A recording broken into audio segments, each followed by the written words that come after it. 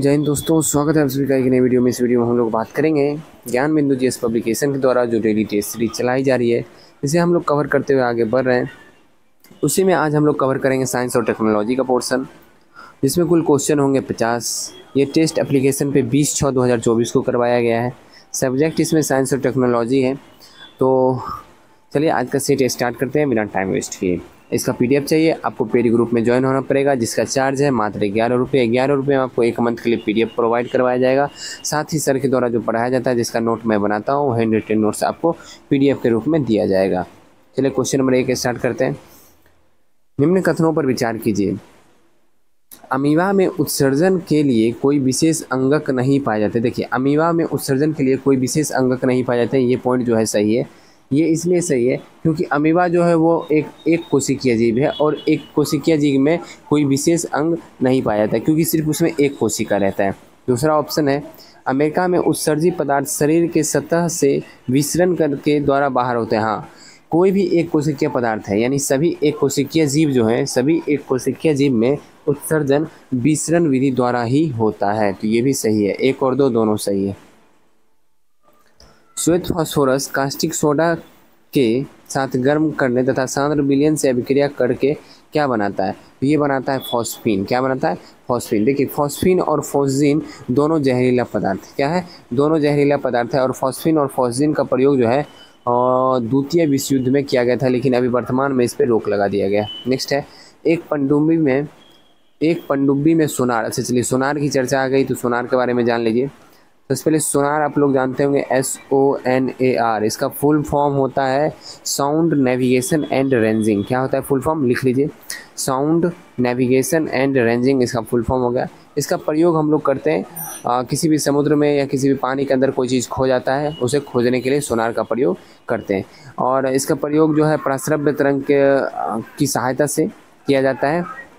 चलिए अब क्वेश्चन की तरफ हम लोग बढ़ते हैं। क्वेश्चन है कि एक पनडुब्बी में सोनार लगा है। सोनार से संकेत भेजा जाता है और 6 सेकंड बाद सोनार को प्रतिध्वनि प्राप्त होता है। यदि पनडुब्बी से वस्तु की दूरी 3000 मीटर है तो ध्वनि की चाल ज्ञात कीजिए। ठीक है, कर देते हैं ज्ञात। कुछ नहीं है, मानिए ये पनडुब्बी है, ठीक है, और यहाँ पे वस्तु रखा हुआ है, ठीक है। इसकी दूरी दिया हुआ है 3000 मीटर। देख रहे हैं आप, कितना दिया हुआ है? 3000 मीटर। यहाँ से यहाँ तक जाता है आवाज़, और आवाज़ फिर रिटर्न यहाँ तक आता है। इसमें लगता है 6 सेकेंड। कितना सेकेंड लगता है? 6 सेकेंड। इसका मतलब कि आवाज़ जो है वो 3000 मीटर इधर दूरी तय कर रहा है, और फिर से 3000 मीटर दूरी जो है इधर तय कर रहा है, और इसमें टोटल समय कितना ले रहा है? 6 सेकेंड ले रहा है। यानी 6000 मीटर की दूरी जो है ये सिर्फ 6 सेकेंड में तय कर रहा है। 6000 मीटर की दूरी 6 सेकेंड में तय कर रहा है। इसका मतलब है कि 1000 मीटर प्रति सेकेंड इसकी चाल है। नेक्स्ट, रक्त में उपस्थित ग्लूकोज की मात्रा को नियंत्रित करने वाला हार्मोन किस ग्रंथि से स्रावित होता है? देखिए, सबसे पहली बात कि रक्त में ग्लूकोज की मात्रा कितनी होनी चाहिए? रक्त में ग्लूकोज की मात्रा 80 मिलीग्राम से लेके 120 मिलीग्राम के बीच होना चाहिए। अगर 80 मिलीग्राम से नीचे हो जाता है ग्लूकोज की मात्रा तो आदमी बेहोश होने लगता है। आदमी जो है मनुष्य जो है वो बेहोश होने लगते हैं, ठीक है। और 120 मिलीग्राम से भी अधिक हो जाएगा तो उसमें भी बेहोश होने का चांस होता है, लेकिन उसे डायबिटीज़ बोला जाता है। क्या बोला जाता है? और उसे डायबिटीज़ बोला जाता है। तो आगे हम बात कर लेते हैं। देखिए, अगर 120 मिलीग्राम से अधिक होने पर जो है इंसुलिन हार्मोन जो है वो स्रावित होता है और ग्लूकोज को ग्लाइकोजन में बदल देता है। बॉडी में ऐसे ऐसे हार्मोन्स हैं जो आपकी बॉडी की खुद सुरक्षा करते हैं। जब ग्लूकोज का स्तर जो है वो 120 मिलीग्राम से अधिक हो जाता है, 120 मिलीग्राम से अधिक हो जाता है, 120 मिलीग्राम से अधिक प्रति 100 ml ब्लड में, ये भी ध्यान रखिएगा, प्रति 100 ml ब्लड में, ठीक है। 120 मिलीग्राम से अधिक हो जाएगा तब जो है बॉडी का जो एक हार्मोन है जिसका नाम है इंसुलिन हार्मोन, वो स्रावित होता है, और जो ग्लूकोज है, जो अधिक ग्लूकोज है, उसको ग्लाइकोजन में बदल देता है। किस में बदल देता है? ग्लाइकोजन में बदल देता है। अब बात कर लेते हैं 80 मिलीग्राम से अगर कम हो गया, तो 80 मिलीग्राम से अगर कम हो गया ग्लूकोज का स्तर, तो बॉडी का हार्मोन जो है ग्लूकागोन है, उसका नाम क्या है? ग्लूकागोन। ग्लूकागोन स्रावित होता है, और जो ग्लाइकोजन संचित रहता है, जो ग्लाइकोजन संचित रहता है उसको ग्लूकोज में बदल देता है। क्या करता है? उसको ग्लूकोज में बदल देता है। तो अल्फा सेल जो है वो ग्लूकागोन है, और बीटा सेल जो स्रावित करता है वो ग्लूकोज स्रावित करता है, ठीक है। ये इतना पॉइंट है, और जितना पॉइंट मैं बोल रहा हूँ इतना सारा का सारा पॉइंट आपको नोट में लिखा हुआ मिल जाएगा, लेकिन उसके लिए आपको पेड ग्रुप ज्वाइन करना पड़ेगा। चलिए आगे बढ़ते हैं। निम्न कथनों पर विचार कीजिए। पदार्थ की चौथी अवस्था प्लाज्मा अवस्था कहलाती है, सही है। पदार्थ की पांचवी अवस्था बोस आइंस्टाइन कंडेंसेट कहलाती है, ये भी सही है। देखिए आपकी कोई भी पदार्थ है उसकी मूल रूप से तीन अवस्था होती है, ठोस, द्रव्य और गैस। तो ठोस को जब अधिक गर्म करेंगे तो वो द्रव में परिवर्तित हो जाएगा, द्रव्य को जब अधिक गर्म करेंगे वो गैस में परिवर्तित हो जाएगा, और गैस को जब अधिक गर्म करेंगे तो प्लाज्मा में परिवर्तित हो जाएगा। किसमें? प्लाज्मा में। अब आगे बात कर लेते हैं। जब गैस को ठंडा करेंगे तो वो द्रव्य बन जाएगा, जब द्रव्य को ठंडा करेंगे वो ठोस बन जाएगा, और ठोस को जब ठंडा करेंगे तो वो क्या बनेगा? Bose Einstein condensate. ठीक है, चलिए आगे बढ़ते हैं। तो ये दोनों पॉइंट जो है सही है। आगे बढ़ते हैं। हीरे के संबंध में कैरेट क्या होता है? तो कैरेट हीरे के संबंध में क्या होता है? तो हीरे के संबंध में कैरेट जो है वो भार है। एक कैरेट बराबर होता है 200 mg। कितना होता है? 200 mg एक कैरेट बराबर। नेक्स्ट, एक जलीय विलयन जिसका pH 0 है वह विलयन कैसा होगा? तो आपको पता होगा pH मान जो होता है वो 0 से लेकर 14 तक होता है। कितने से कितने तक? 0 से 14 तक। और 7 जो है वो उदासीन है, 7 से अधिक हो जाएगा क्षारीय, और 7 से कम है तो वो हो जाएगा अम्लीय। तो 0 जो है अगर 0 है pH मान तो वो जो है अधिक अम्लीय हो जाएगा, तो इसका आंसर क्या हो जाएगा? अम्लीय। निम्न में से कौन सा औसत है? अस्थि एक प्रकार का संयोजी उत्तक है, सही बात है। अस्थि उत्तक को कोशिका ऑस्टियोब्लास्ट कहा जाता है, ये भी सही है। अस्थि के मध्य एक गुहा होती है जो अस्थि मज्जा से भरी होती है, ये भी सही है। तो इसमें से सभी सही है। क्या है? इनमें से सभी सही है। और अच्छा अगला ऑप्शन है, इसका मतलब गलत पूछ रहा होगा ना ये तीनों से। हाँ, कौन औसत है पूछ रहा है, देखिए। तो औसत तो चौथा पढ़ लेते हैं ऑप्शन। सभी वर्गों के जीव के अस्थि में अनेक नलिकाएं रहती है जिसे हैवर्सियन कैनाल कहते हैं। देखिए हैवर्सियन कैनाल जो है वो सिर्फ स्तनधारी वर्ग में पाए जाते हैं। किसमें? सिर्फ स्तनधारी वर्ग में पाए जाते हैं, इसलिए ये पॉइंट जो है गलत है। यहाँ पे सभी वर्ग दिया है तो ये गलत हो गया। नेक्स्ट है 96,500 कूलाम विद्युत धारा CuSO4 घोल से प्रवाहित करने में मुक्त होता है। क्या मुक्त होता है? मतलब कितना कॉपर मुक्त होता है ये पूछा जा रहा है। तो देखिए इसमें क्या है कि एक रासायनिक तुल्यांक का मान जो है 96,500 कूलाम होता है। क्या होता है? 96,500 कूलाम। लेकिन यहाँ पे हमको कॉपर मुक्त हो रहा है तो कॉपर पे बात करना होगा। कॉपर पे बात करेंगे तो कॉपर का रासायनिक तुल्यांक निकालने के लिए आपको परमाणु भार, इसका होता है परमाणु भार बटा संयोजकता। क्या होता है? परमाणु भार बटा संयोजकता। इस फॉर्मूला पे आप निकालिएगा तो पता चल जाएगा। तो इसमें परमाणु भार इसका हो जाएगा कॉपर का 63.5 और संयोजकता इसकी होती है 2। इसको भाग दीजिएगा तो 31.75 के बराबर जो है ये आ जाएगा कॉपर। तो यही आंसर हो जाएगा 31.700। नेक्स्ट, भारी जल प्राप्त किया जाता है कैसे? तो भारी जल जो है जल को लंबे समय तक विद्युत अपघटन करके भारी जल प्राप्त किया जाता है। नॉर्मल जल जो होता है उसको लंबे समय तक विद्युत अपघटन करके भारी जल प्राप्त किया जाता है। नेक्स्ट है पानी का घनत्व 10 क्यूब kg प्रति मीटर क्यूब है। किसी पदार्थ का अपेक्षित घनत्व 2.5 है, ऐसा ही मात्रक में उस पदार्थ का घनत्व क्या होगा? देखिए इसमें समझने वाला पॉइंट नहीं है, फॉर्मूला आपको याद होना चाहिए। तो अपेक्षित घनत्व फॉर्मूला होता है अपेक्षित घनत्व बराबर पदार्थ का घनत्व बटा जल का घनत्व। क्या होता है? अपेक्षित घनत्व बराबर पदार्थ का घनत्व बटे जल का घनत्व। इसमें क्या क्या दिया है? जल का घनत्व दिया हुआ है और अपेक्षित घनत्व दिया है। तो अपेक्षित घनत्व हो गया 2.5 और जल का घनत्व यहाँ पे निकालना हमको पदार्थ का घनत्व, तो x निकालना है। और यहाँ पे दिया हुआ है कितना? 10 क्यूब दिया हुआ है जल का घनत्व, इसे निकाल दीजिए, इसमें गुना कर देंगे सीधा, x निकल जाएगा। तो 2.5 × 10⁻³ किलोग्राम प्रति मीटर क्यूब इसका आंसर हो जाएगा। तो ये हो जाएगा ऑप्शन नंबर बी। बाकी जितना भी नॉमिकल्स मैं बता रहा हूँ ये सारा नॉमिकल्स जो है नोट्स में बनाया हुआ आपको मिलेगा पेड ग्रुप में। पेड ग्रुप ज्वाइन होने के लिए आपको सिर्फ 11 रुपये पेड करना है। उसके लिए आपको मेरे से टेलीग्राम पे बात करना होगा, उसके बाद आप कहीं पे भी पेड कीजिएगा। जब हाँ मैं बोलूँगा क्या मैं QR दूंगा तभी पेड कीजिएगा, वैसे अन्य जगह कहीं पे भी पेड नहीं करना है। क्रोमोजोम के किस भाग में क्रियाशील जीन पाए जाते हैं? तो क्रोमोजोम देखिए, क्रोमोजोम जो होता है वो एक छड़ आकार का होता है। कैसा होता है? छड़ आकार का होता है क्रोमोजोम, इस बात को जान लीजिए। जो ये क्रोमोजोम होता है छड़ आकार का होता है, इसके अंदर में जो है ये इसे उलझा सा अर्धगुणसूत्र होता है। क्या होता है? उलझा सा अर्धगुणसूत्र होता है इसके अंदर। और ये जो बाहरी आवरण है इसे बोला जाता है पेलिकल। क्या बोला जाता है? बाहरी आवरण को बोला जाता है पेलिकल। ठीक है।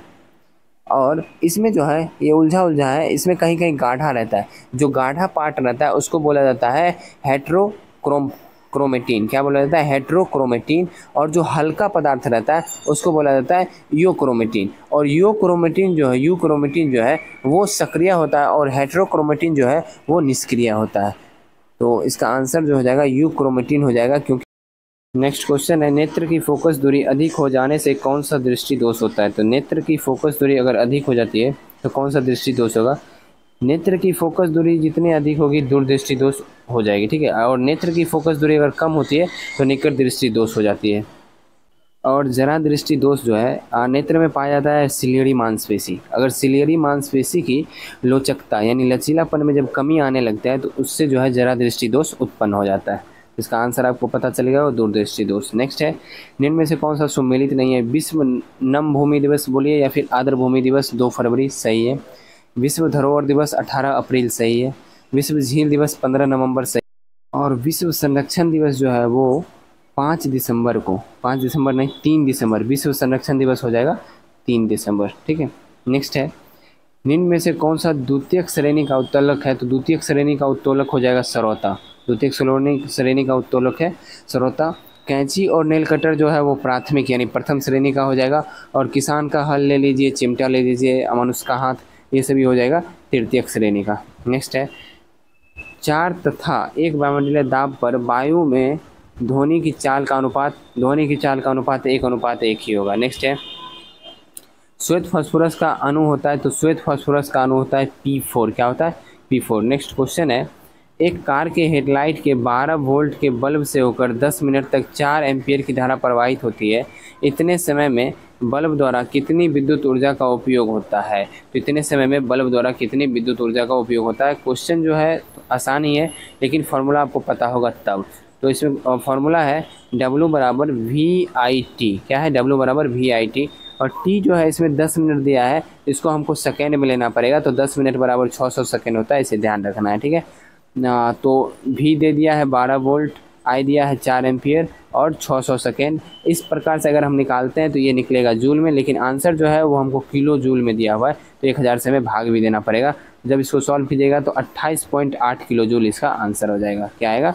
28.8 किलो जूल। और ये सब सॉल्यूशन जो है आपको PDF यानी हैंड रिटेन नोट्स जो मिलेगा उसमें मिल जाएगा। नेक्स्ट है, निम्न में से कौन सा रोग विषाणु के कारण नहीं होता है? विषाणु के कारण नहीं होता है मतलब जीवाणु के कारण। इसमें से जो है जीवाणु के कारण होने वाला रोग है निमोनिया। निमोनिया जीवाणु से होता है, बाकी ये तीनों हार्पिस, एड्स और रेबीज जो है विषाणु से होता है। नेक्स्ट है हाइड्रोलिथ, जिसका उपयोग हाइड्रोजन गैस के शीघ्र पूर्तिकर्ता के रूप में होता है, का रासायनिक सूत्र निम्न में से क्या होगा? तो इसका रासायनिक सूत्र हो जाएगा आपको CaH2। क्या हो जाएगा? CaH2। किसके छिड़काव से फल धीमी गति से पकता है? तो किसके छिड़काव से?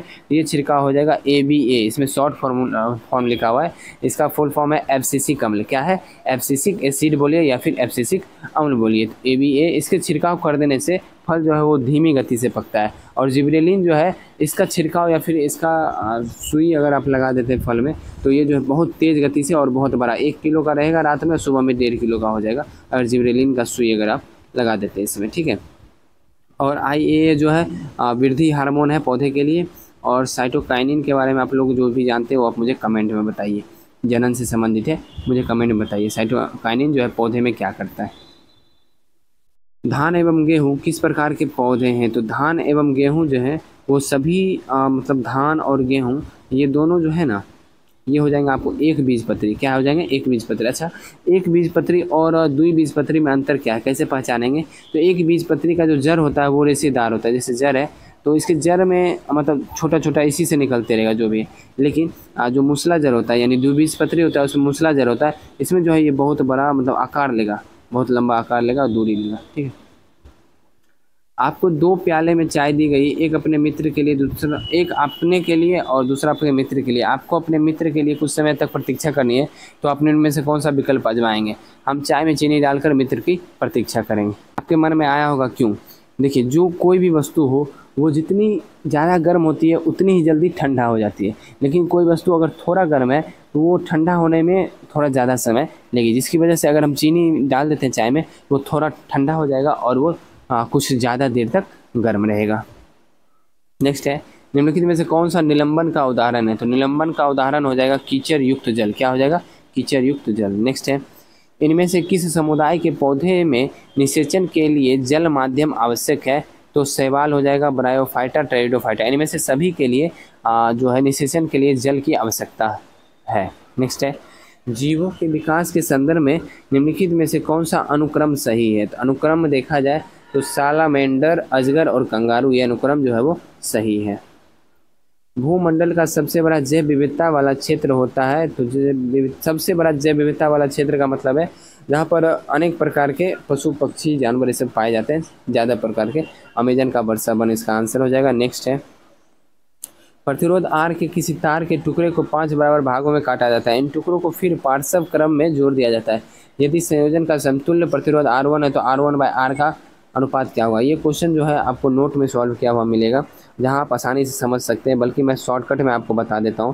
यहाँ पे इसका हो जाएगा 1/R इक्विवेलेंट बराबर 1/R/5 plus 1/R/5 plus 1/R/5, क्योंकि 5 टुकड़े में किए हैं तो 5 बार हो जाएगा। तो फिर इसको पलटेंगे तो 5/R plus 5/R plus 5/R 5 बार हो जाएगा, और इसको जोड़ेंगे तो 25/R हो जाएगा। ठीक है, तो ये हो गया 1/R इक्विवेलेंट, और सिर्फ R इक्विवेलेंट निकालेंगे तो उल्टा हो जाएगा, यानी R/25 हो जाएगा। तो ये हो गया आपका R1 का मान, R/25 हो गया R1 का मान, और R का मान तो आपको पता ही है, तो इसे सॉल्व उसको बटा में कर देंगे तो इसका हो जाएगा R/25, और फिर बटा में आ जाएगा R, यानी गुना हो जाएगा, R कट जाएगा तो 1/25 इसका आंसर हो जाएगा, जो कि आपको नोट में अच्छे से सॉल्व किया हुआ, आप आसानी से समझ सकते हैं। नेक्स्ट है, विकृतीकृत स्पिरिट मुख्यतः किस काम आती है? तो विकृतीकृत स्पिरिट जो है काम आती है किसमें? वार्निश बनाने में विलायक के रूप में। किसमें काम आती है? वार्निश बनाने में विलायक के रूप।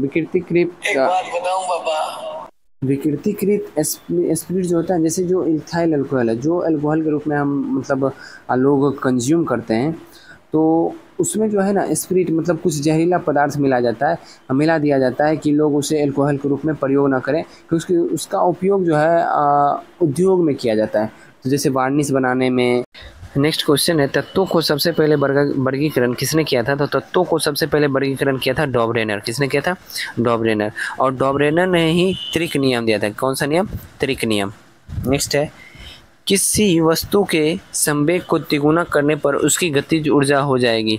तो किसी वस्तु का संवेग दुगुना करेंगे, काइनेटिक एनर्जी बराबर होता है p²/2m। ठीक है, p²/2m। तो अगर दुगुना कर रहे हैं तो ये जो है स्क्वायर में चला जाएगा, यानी 3 गुना करेंगे तो उसका भी स्क्वायर हो जाएगा, तो 3 गुना करेंगे तो 9 गुना हो जाएगा। गर्म पानी में स्नान करने अथवा शरीर की मालिश करवाने पर ऐंठन से आराम मिलता है, क्योंकि रक्त का संचार बढ़ जाता है। सही है। पेशी कोशिकाओं में ऑक्सीजन की आपूर्ति बढ़ जाती है, ये भी सही है। लैक्टिक अम्ल का CO2 तथा H2O में खंडन हो जाता है, ये भी सही है। इनमें से सभी सही है। इनमें से कौन सा धातु क्रम की घटती विद्युत चालकता का सही क्रम है? तो इनमें से कौन सा है? AgCu Au Al W Hg Fe। Option number C जो है इसका सही आंसर है। सरल आवर्त गति करते हुए एक कण के पथ की लंबाई 0.1 मीटर है, इसका आवर्तकाल 10 सेकेंड है, कण का महत्तम वेग क्या होगा? ये क्वेश्चन जो है थोड़ा सा बड़ा बनेगा, थोड़ा सा बड़ा इसका जो सॉल्यूशन है न्यूमेरिकल्स है, इसका सिर्फ मैं आपको आंसर बताऊंगा। 0.01 पाई मीटर प्रति सेकेंड इसका आंसर होगा। बाकी अगर आपको इसका सॉल्यूशन चाहिए, पेड ग्रुप में ज्वाइन हो जाइए, वहाँ पे आपको हैंड रिटेन नोट्स मिलेगा, उसमें आपको इसका सॉल्यूशन मिल जाएगा। नेक्स्ट है, एक विद्युत बल्ब के जीवन को बढ़ाने के लिए सामान्यतः उसमें क्या भरा जाता है? तो सामान्यतः उसमें ऑर्गन भरा जाता है। अगर ऑर्गन नहीं रहेगा तो हम नाइट्रोजन भी भर सकते हैं। नेक्स्ट है, ब्लीचिंग पाउडर को अधिक दिनों तक खुला छोड़ देने से इसकी सक्रियता घट जाती है, ऐसा किस कारण होता है? तो ऐसा जो है CO2 से प्रतिक्रिया करके Cl2 मुक्त हो जाता है, इसलिए ऐसा होता है। नेक्स्ट क्वेश्चन, रक्त समूह O वाला व्यक्ति किस रक्त समूह के व्यक्तियों से रक्त ले सकता है? तो वो जो रक्त दे तो सभी को सकता है, लेकिन लेगा सिर्फ O से। किससे लेगा? सिर्फ O से। नेक्स्ट है, एलर्जी युक्त प्रतिक्रियाओं में किस रक्त कण की संख्या बढ़ जाती है? तो एलर्जी युक्त प्रतिक्रियाओं में ये जो रक्त संख्या बढ़ जाती है, ये बढ़ जाती है एसिडोफिल। किसका? एसिडोफिल की जो संख्या है वो बढ़ जाती है। नेक्स्ट क्वेश्चन है, सूची 1 सूची 2 का मिलान करना है, तो मिलान कर देते हैं इसका।